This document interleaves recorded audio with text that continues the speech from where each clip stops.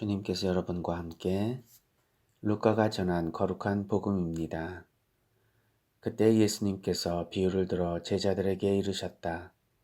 눈머니가 눈머니를 인도할 수야 없지 않느냐? 둘 다 구덩이에 빠지지 않겠느냐? 제자는 스승보다 높지 않다. 그러나 누구든지 다 배우고 나면 스승처럼 될 것이다. 너는 어찌하여 형제의 눈 속에 있는 티는 보면서 네 눈 속에 있는 들보는 깨닫지 못하느냐? 네 눈 속에 있는 들보는 보지 못하면서 어떻게 형제에게 아우야 가만 네 눈 속에 있는 티를 빼내주겠다 하고 말할 수 있느냐? 위선자야 먼저 네 눈에서 들보를 빼내어라. 그래야 네가 형제의 눈에 있는 티를 뚜렷이 보고 빼낼 수 있을 것이다. 주님의 말씀입니다. 그리스도님 찬미합니다. 찬미 예수님. 오늘은 그 지난주에 우리 연중 23주일 복음 말씀과 대비해서 묵상해 봤으면 좋겠습니다. 지난주 복음 말씀은 네 형제가 너에게 죄를 짓거든 가서 단둘이 만나 그를 타일러라. 만일 그 말 듣지 않으면 한 사람이나 두 사람을 더 데리고 가서 타일러라. 그래도 말을 듣지 않거든 교회에 알려라. 라고 말씀을 하시면서 우리가 다른 사람을 선으로 이끌어야 하는 그런 사랑의 의무에 대해서 말씀을 해주셨다면 오늘은 루카복음을 통해서 그런다 하더라도 네가 먼저 네 눈에 들보를 빼내지 않고서는 결코 형제의 눈에 있는 티도 빼내줄 수 없다라는 말씀을 하시면서 조금 어떻게 보면은 다른 사람을 위해서 뭔가 충고를 잘 해주어라 라는 말씀을 해주시고 그리고 난 다음에 그래도 그 충고하는 너를 한 번 더 살펴봐라 하는 말씀으로 이해해 볼 수가 있습니다. 내 눈에 어떤 무엇이 끼어 있을 때 사물을 정확하게 볼 수가 없죠. 따라서 다른 사람에 대한 판단을 하기 위해서는 내 눈에 무엇이 이렇게 끼어 있어서는 안 될 것입니다.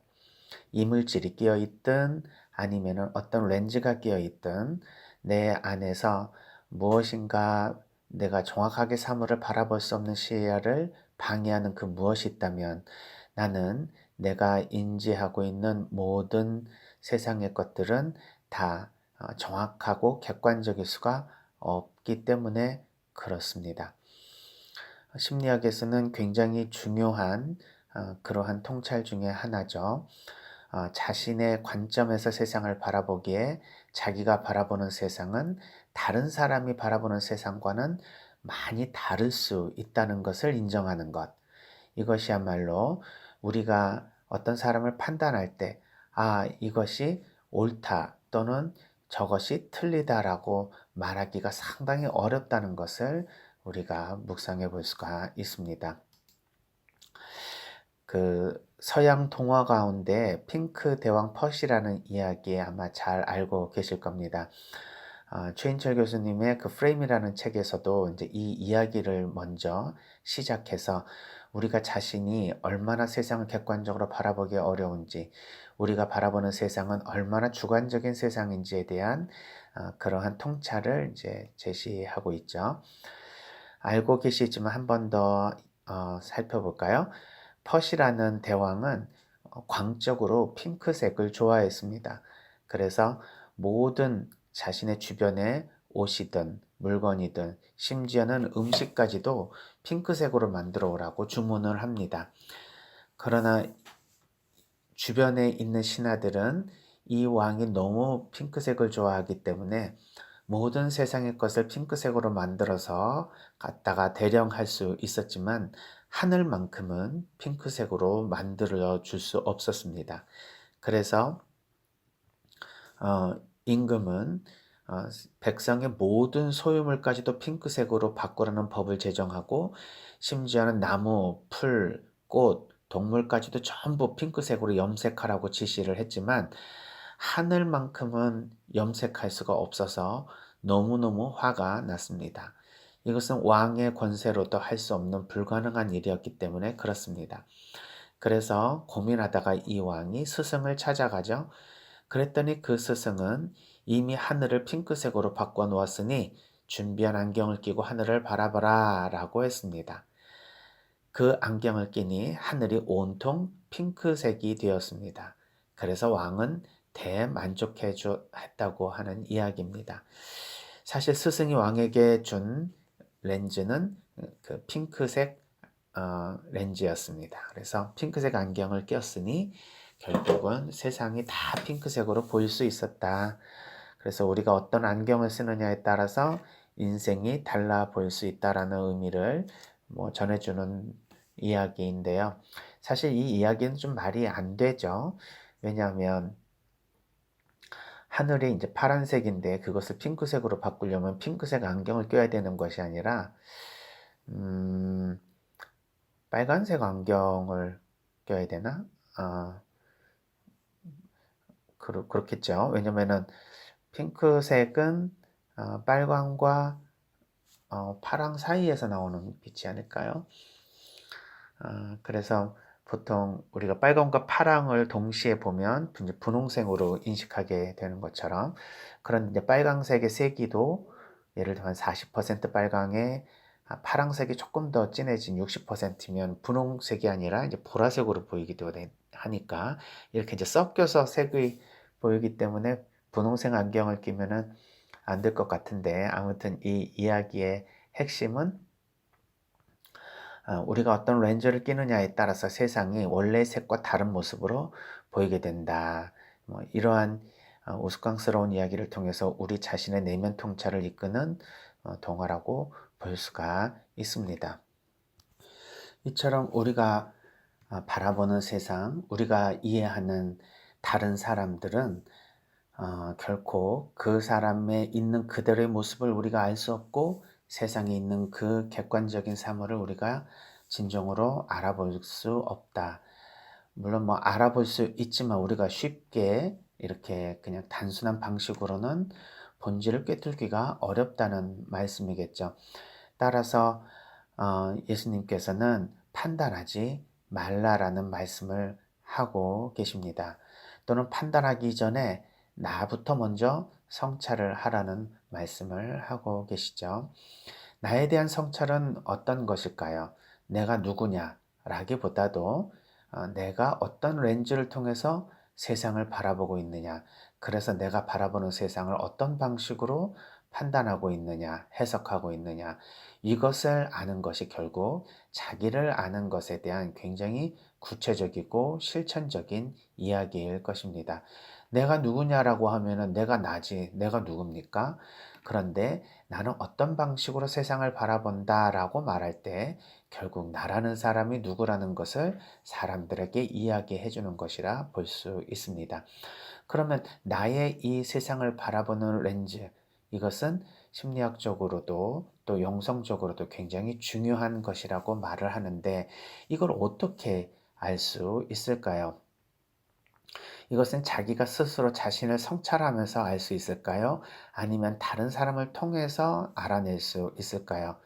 두 가지 다 좋은 방식일 수 있습니다. 일단 자기 자신이 어떤 렌즈를 끼고 있다는 사실을 인정하는 것부터 시작하겠죠. 내가 세상을 바라보는 내 안에 나만의 렌즈가 있다라는 것을 아는 것이 중요합니다.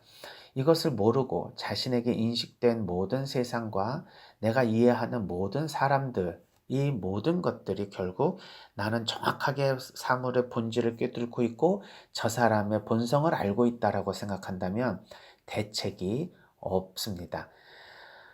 해밍웨이도 그랬죠. 이 세상의 가장 큰 적은 무지이다.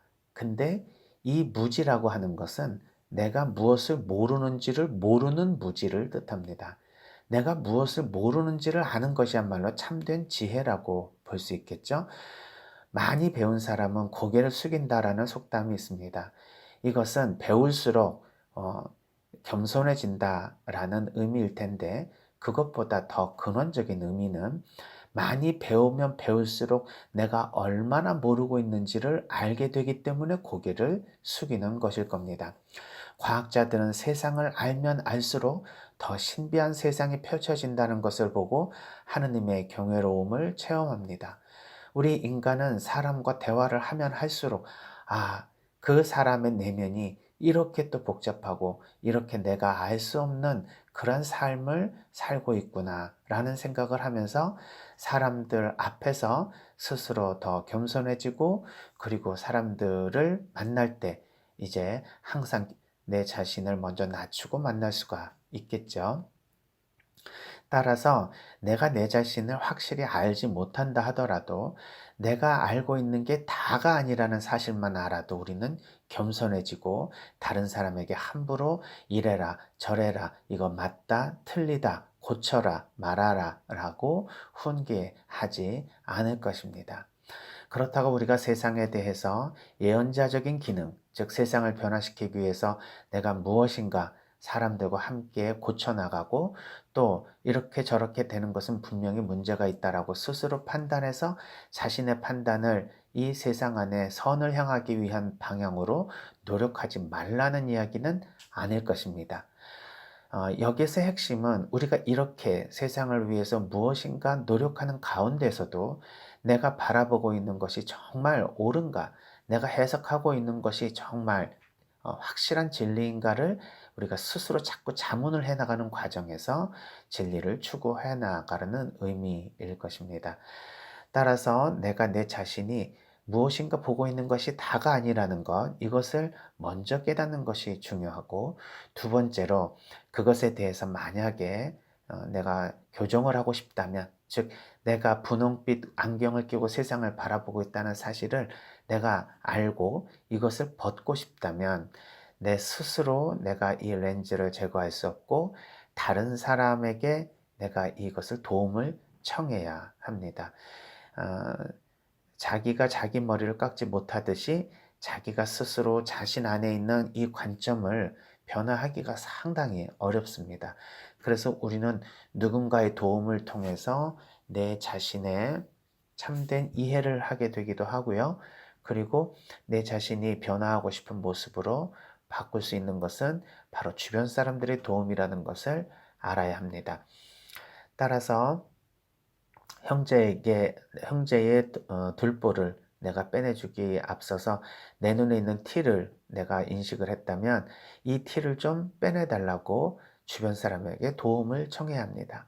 그러면 주변 사람이 와서 눈을 크게 벌려주고 바람을 불어서 티를 빼줄 수가 있겠죠. 내가 손으로 내 눈에 있는 티를 빼내려고 하면 상처를 입게 됩니다. 왜 그런가? 우리의 눈에 있는 이 티는 사실 우리가 사람들과의 관계에서 얻어진 그러한 상처로 인해서 만들어진 부산물일 수 있기 때문에 그렇습니다. 따라서 관계를 통해서 얻어진 상처는 관계를 통해서 해결해야 되겠죠. 우리는 항상 함께 살아가면서 상처도 받고 그리고 치유도 해줄 수 있는 사람입니다. 따라서 내 자신이 혼자 하려고 하지 말고 항상 누군가와 함께 사랑을 실천하고 또 내 자신도 성장시키려고 하는 마음을 갖게 된다면 우리는 정말 조금씩 더 예수님의 복음대로 살아가면서 사랑을 통해서 서로가 성장할 수 있는 우리들이 될 수 있지 않을까 생각을 해 보았습니다. 먼저 다른 사람을 구원해 주려고 하기보다는 내 자신이 먼저 치유되라고 하는 말씀처럼 이해가 됩니다. 그러기 위해서 내 자신이 치유받아야 할 그 어떤 것이 있을까 스스로 생각해 보고, 만일 그것을 발견했다면 다른 사람에게 도움을 청해서 내 자신이 치유하고 치유되고 또 성장될 수 있도록 우리가 함께 공동체적인 신앙을 잘 이루어 나갔으면 좋겠습니다. 오늘도 내 주변에 있는 분들에게 조그마한 사랑의 실천을 통해서 위대한 사랑의 승리자가 되었으면 좋겠습니다. 오늘도 정진합시다. 사랑합니다. 감사합니다. 동글동글